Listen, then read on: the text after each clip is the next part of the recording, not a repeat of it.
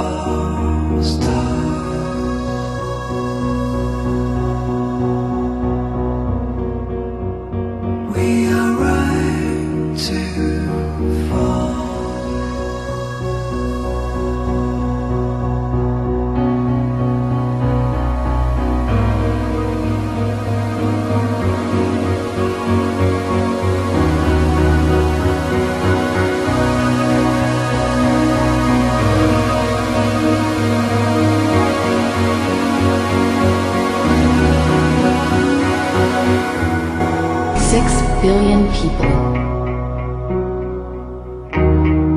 6 billion souls.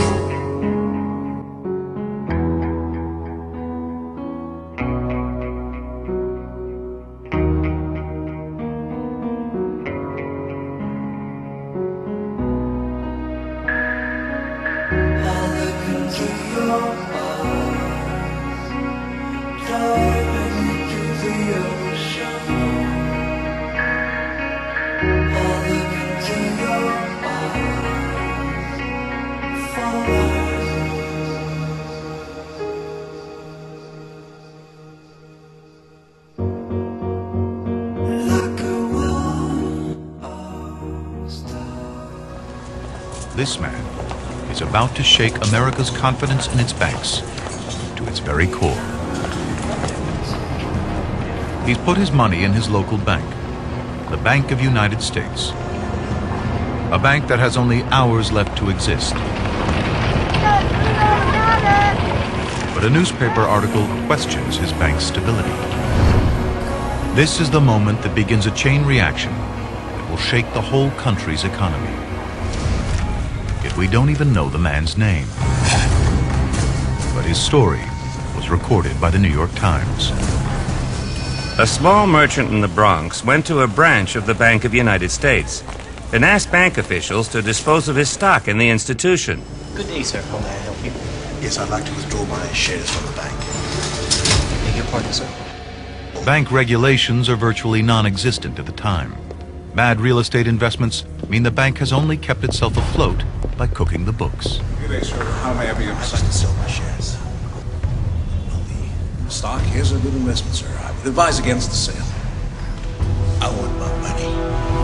The last thing the bank needs is to hand out all its cash. He departed and apparently spread a false report that the bank had refused to sell his stock. By mid-afternoon, a considerable crowd had gathered outside the bank, estimated at between 20,000 and 25,000 persons.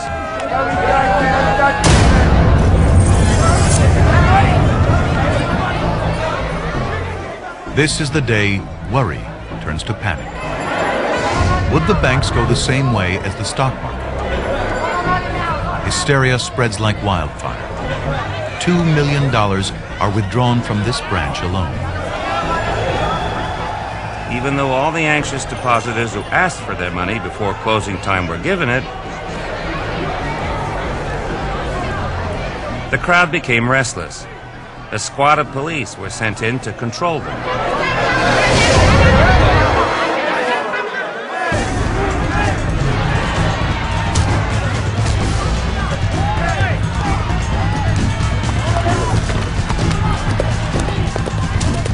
The trouble spreads to other branches. By the next morning, the Bank of United States has collapsed.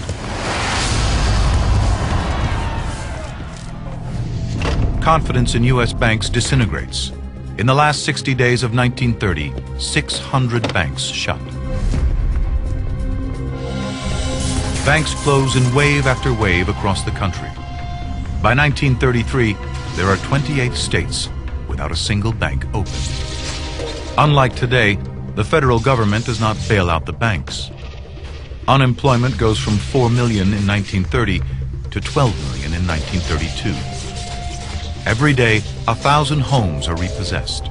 200,000 vagrant children wander the country. 34 million Americans have no source of income.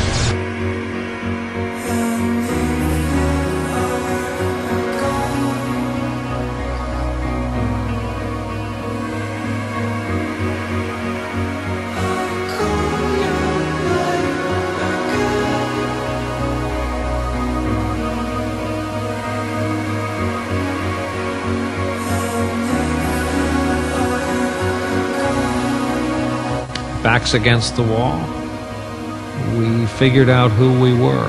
We worked our way out of that depression.